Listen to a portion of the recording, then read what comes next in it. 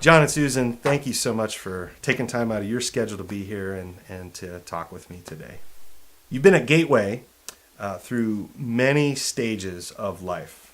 You were unmarried, then you got married, then you were married without kids, and now you're married with 4 kids. So how has Gateway encouraged you, helped you through all of these different stages of life?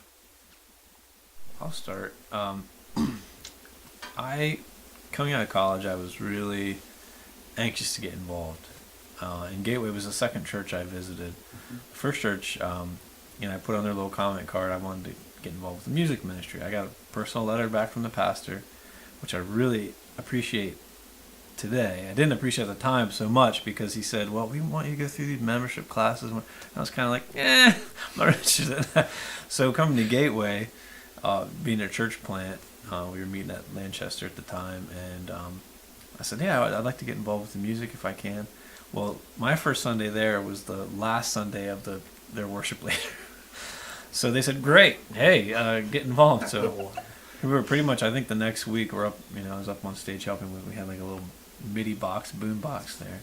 So for me, I was just excited to get involved and use the gifts that God gave me, and appreciated the founding pastor Dan kind of taking me under his wing and training me and believing in me and just giving me an opportunity to serve and to lead. So, and I would say at each stage that we've been in, we've had different people who we've been able to come alongside or kind of observe at a distance and really take in maybe how they were doing the next stage. So that has been really very, very encouraging to us to just follow maybe slightly behind some other people and to see how they're, implementing, what they're learning and how they're really bringing their love of God into whatever stage that they are in. So it's definitely been the people have been so examples. Encouraging. Yeah, exactly. The examples of the other people around us. So I wouldn't say that I love Gateway for the people. I love that the people at Gateway are lovers of God and other people. And that's just really exciting to have been a part of at this point for 15, 16 years. Wow. So we're looking forward to more. But yeah. So you guys have been at Gateway Church through various stages of the church's history over the last 15, 16 years. And how have you seen God's faithfulness through the different stages along the way through the years? I just feel like God's really provided the people that we needed at just the right time in terms of leadership for our church to take us to a different level, different direction, whatever. Obviously, God using Dan Odines to get the church started and did a fantastic job, and called him elsewhere, and brought up a guy from within who was a fellow King's X lover, which I felt was affirmation that you were the man for the job. And bringing Jon in, just like bringing all the pieces together to be used by God in this area was great. It's a great encouragement to me, and the fact that you and Jon are so complimentary, and it's neat to see how God brings people just when we need it even if it's for a short season. Right. And I would say we were part of Gateway whenever it was meeting at formerly Lancaster Christian School, and the whole that church planting mentality is very different than when you have your own building. So I loved the idea when we were back at that stage that if we wanted to get together or do something during the week, it was absolutely off-site. You had to be creative with, where the building's not ours, it's not available. So, I think you really got a sense for the fact that the church was the people and not the place. So that's something that I think, Elk Creek campus still has going for it, for sure. And just to try to maintain that, that church isn't the place that you go, but it's the people and the people going out. So, and something else I was going to say was it's been so interesting to see there have been several campaigns throughout the years because of the different stages that the church was at. Like trying to find just land in Chester County was extremely daunting. And the blessing that the Cowan farm was, and the low cost when the market was really high, just the blessing that that was. And then obviously moving into actually needing a mortgage, for the building and all of that. And just how God took a really small group of hardworking people. Not really a whole lot of doctors and CEOs and lawyers in the mix, not big salaries, but people who were passionate and committed to what God was obviously doing. And he took everybody who was willing to give what they could. Collectively, God just honestly blew it up, bigger than I think what anybody really imagined it would turn into. But it was everybody's sacrifice collectively. Through the course of your time at Gateway Church, you've both had some personal loss in your own lives, and you've also walked with other people. Can you share a little bit about the journey and the support that you have both received and that you've been able to give through these difficult, painful times at Gateway? One of the things that really hurt me personally and us as a couple was people leaving the church, because here was a committed group of people that were kind of moving the same direction, and you felt like you were a family.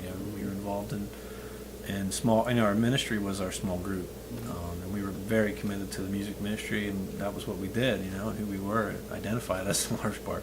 And so when we had a couple people leave the church, we were very hurt by that. So that was a huge struggle. We took it way too personally, I think. And instead of just celebrating the season that we had with them, which we've learned to say, maybe God just needed them elsewhere, which, as looking back, you can see, God's faithfulness in that. But so that was one aspect, and the next experience with grief was, like you said, walking through it with somebody else. We had friends in our small group lose a child, and which is the most unimaginable thing that you'd want to deal with, and it was really a blessing to be able to walk with them through that. We learned the value of that on the other side, and then, as you alluded to, we both lost our dads, and I lost my mom, all within 5 years, I guess. Almost 5, yeah. So, having been there, on the other side of it, serving friends of ours who've gone through it, and then being served is very humbling. But our church family felt like really just came around us and watched our kids and gave us meals, and so we didn't have close family. We didn't have anybody. We just dropped the kids off. So, now we've gotten some. We have some really good friends who will take the kids, or will do things for us. It's just, they're like family. Yeah, it's awesome now that our church family is very much our family. Yeah, so. Walking through first with our friends that lost their daughter, leading up to that was just months of them being at DuPont Hospital, and us trying to go down and be as available as possible, but also to do things for them, like at their house, and take care of their 2-year-old son and things like that. And actually the majority of us in that small group at the time were not parents. So not really fully understanding, I think now on this side of things, just realizing, we were devastated for them, but once you're a parent, it is completely, it really is very different. So, and just how the coming around them, it didn't just encourage them, it encouraged all of us. We were solidified for sure as lifelong friends because of walking through that together. And and then being on the receiving end of so much support and encouragement. As you guys think about the future of Gateway Church, what excites you the most? I don't think that any of us that have been at Gateway for a long time, and those of us who've been in leadership, it doesn't make us excited that there are more people. That we don't want it to be like, oh, hey, go check out that really cool church. Like, we don't really want to be that. But I would want to see people coming in and hearing how their lives have been changed. So I do hope that it grows, and that, maybe we do have to have another service at Parksburg, and that Elk Creek continues to grow, but that people are being connected to the body of Christ. I'm excited about the kids ministry. We have some awesome kids workers and youth workers that are just killing it and giving so much of their time and energy. It's exciting to see all our kids are learning because of just the help that they're giving us as parents. So it's exciting.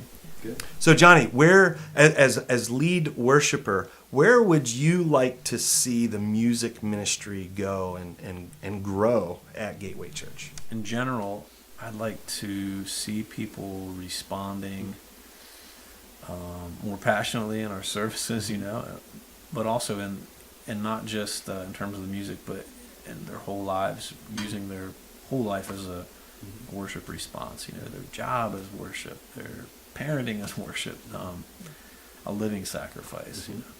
Everything. So what encouragement would you give to maybe somebody who is new in their faith journey, maybe just started attending Gateway Church? It's get involved. I think a lot of people are sitting on the sidelines, maybe because they haven't been asked, but maybe it's because they haven't taken initiative either. Gateway's getting a little bit bigger. Do campuses, our leadership's maybe spread a little thin. I think there's a lot of other leaders that need to maybe step up and help people get connected, like Susan had said.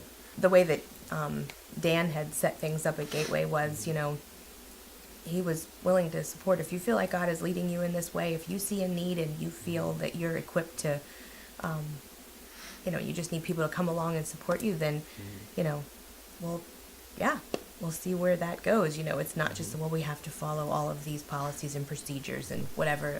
How do you think God has uniquely gifted you, and where can you get plugged in? And I think, like, for instance, in our kids ministry, there is a real need for, the kids ministry has been, unfortunately, a lot of times seen as female-led, female saturated in a sense, and kids really, really value and are craving male leadership. And so just maybe think outside the box. Just give it a try. And also getting connected with small groups. Even if it's, hey, let's have all of us just get together a couple times. Let's see how this goes, and connection. Well, Jon and Susan, is there anything else that you'd like to share with me today? Stick with your church. That nowhere is perfect because you're there, and that nowhere that you go is going to have everything together, because that's called heaven. So, and to really make an effort to keep the unity of the Spirit through the bond of peace, and to ask questions if you're confused about something that's happened, if something just, if you perceive something a certain way, don't just kind of let that fester. And I think just ask questions, seek answers. To stick with it. Great. Jon and Suze, man, it's just been a pleasure to do life with you guys and ministry with you guys. You've been a blessing and encouragement to my life, and I just love you guys. So thanks so much for sharing with us today.